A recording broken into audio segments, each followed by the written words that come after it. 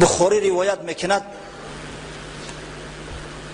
از حضرت انس ابن مالک رضی الله عنه سمع عبدالله ابن سلام بقدوم رسول الله صلی الله علیه و سلم فأتى النبي صلى الله عليه وسلم فقال إني سائلك عن ثلاث لا يعلمهن إلا نبي.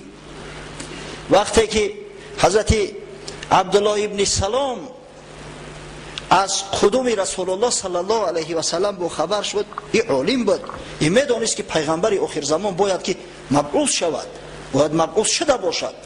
از همین خاطر وقتی که از قدوم پیغمبر صلی الله علیه و سلم واقف و آگاه گشت،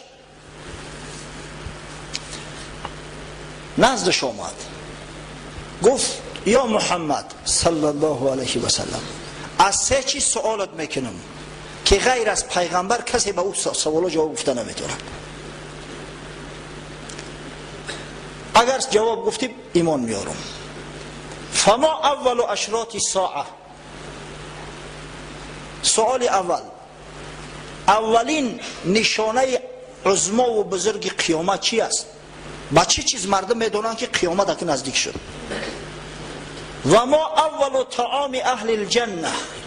سوال دیگم، وقتی که جنتی ها وارد جنت میشوند خداوند قبل از همه با چه چیز اونا را ضیافت میکند؟ ضیافت اولی که خداوند برای اهل جنت آماده میکند کدام طعام است؟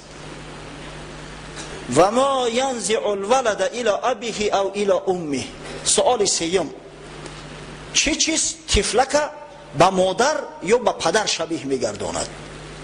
بعضی کودکان شبیه پدر اولاد پدر میشوند، بعضیش هم میبینی به اولادای مادریش و به تقوی و نمیدونم خیش تبارای مادریش و شباهت دارند. چه چیز سبب همین میشود؟ چرا بعضی کودک شبیه رگ پیوندی پدری میشود، بعضیش رگ پیوندی مادری؟ حضرت صلی الله علیه و سلم گفت یا عبدالله اخبرنی بهن آنفا جبرئیل علیه السلام. ای عبدالله گفت قبل از آمدن ایت حضرت جبرئیل نزدم آمد و مرا خبر داد که عبدالله ابن سلام پیشت میآید و همین سوال میکنه، جوابش بگو.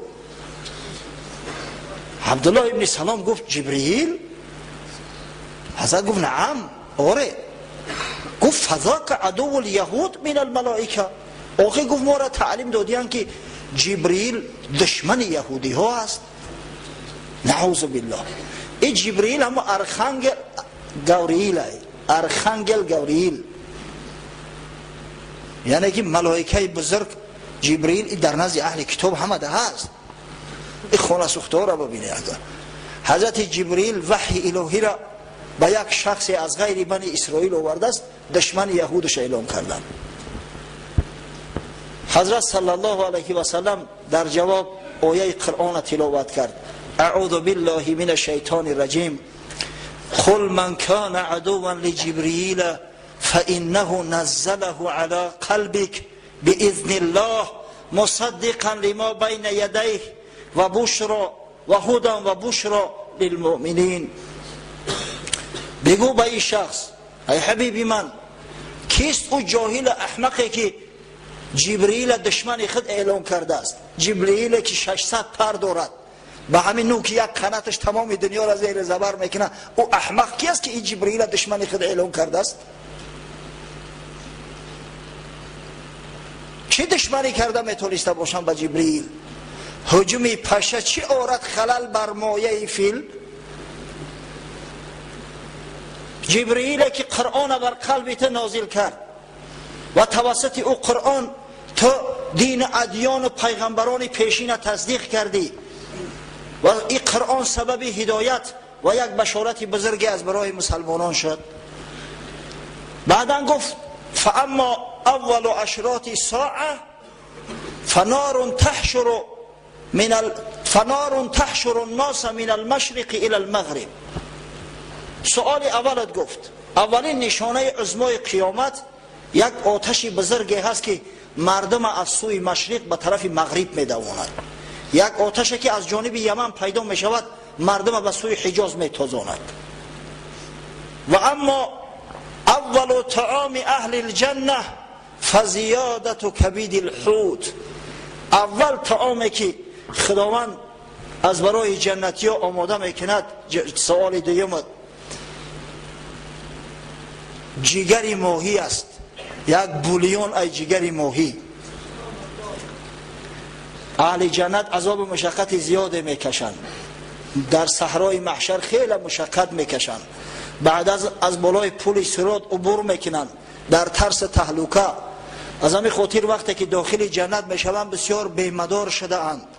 برای بیمارو میدونه نه در دنیا بولیون میبرند، اگه بولیون ماهی از جگر ماهی بسیار نادر است، دلیکاتس است، عادتا بولیون مرغ میبرند. خداوند برای بنده های جنتیش بولیون از جگر ماهی آماده کرده و میبرده است. طعام اولی که براشو تعارف میکنه. پروردگار وارد شدن به جنت، نوشیجان کردن این طعام شیرین گوارا را از برای قوم مسجد ما و مجموعاً از برای جمیع امت حبیبت محمد صلی الله علیه و سلم نصیب گردان. آمین.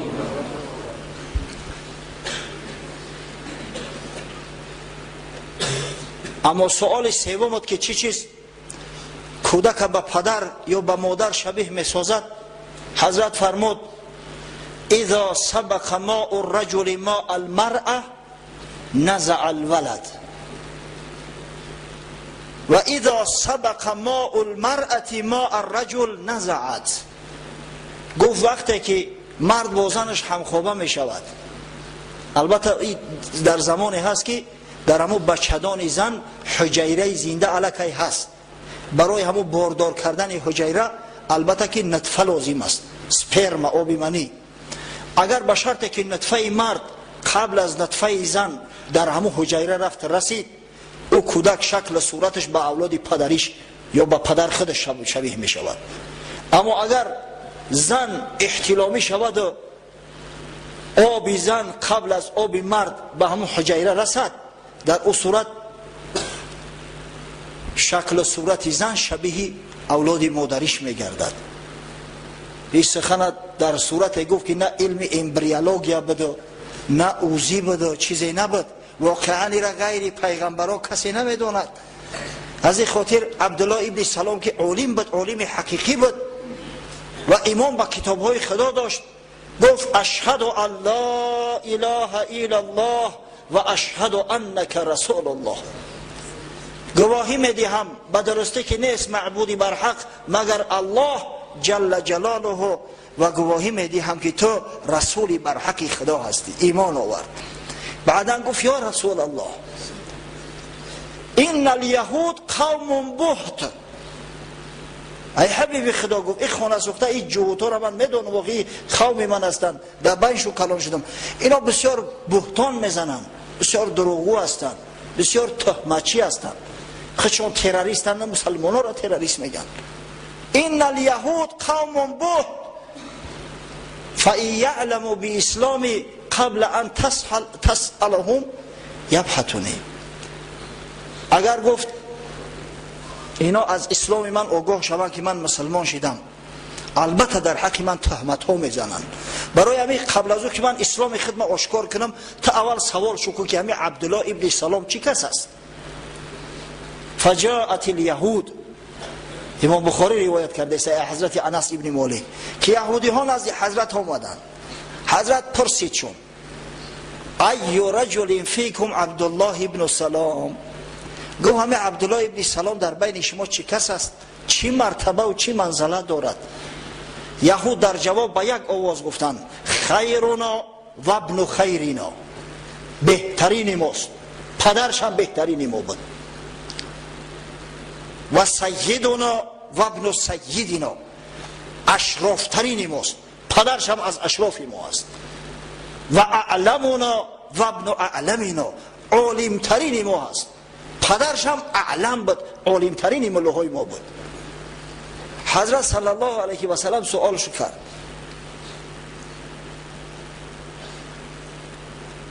ارأیتم این اسلم عبدالله ابن سلام، گفت ای برادران اگر عبدالله ابن سلام عالمترین شما باشد، بهترین شما باشد، شریفترین شما باشد، اگر همین عبدالله ابن سلام اسلام بیارد شما چی میگویید؟ گفتن اعاذه الله من ذلك. هیچ وقت عبدالله ابن سلام اسلام نمیاره. خداوند او را از این کار نگه میداره. همین قدر باور و یقین دارن. گمان کردن که عبدالله ابن سلام هم مثل خودش یک متعصب احمق است. همین وقت حضرت عبدالله ابن سلام خارج شد. گوش میکرد گپاشو را. از پشت دیوار خارج شد، گفت اشهد ان لا اله الا الله و اشهد ان محمدا عبده و رسوله. وقت این سخن شنیدن پریدن از جاشو خیستن، گفتن شرنا و ابن شرنا. ای محمد صلی الله علیه و سلم، این بدترین ما است، پدرش هم بدترین ما بود. این کثافت ها را ببینید، بی شرمی را ببینید، بی حیایی را ببینید. با حضرت عبدالله ابن سلام خندید، گفت فهذا التی کنت اخاف یا رسول الله. ای حبیب خدا، گفت من این فتنه شو میترسیدم. چهالی میوان در پیشت میگن که او دیوانه های، او فلان های، او بسمدان های، او فناتیک های. از همین میترسیدم، برای همین گفتم اول سوال شکر بعد من اسلام آشکار کنم. الحمدلله که از میان یهود این خیلی جوان مردا پیدا شدن و نامشو افتخار بنی بشر است و در صفحه صحابگان بزرگ رسول الله صلی الله علیه و سلم ابدالآباد ثبت گردیده است.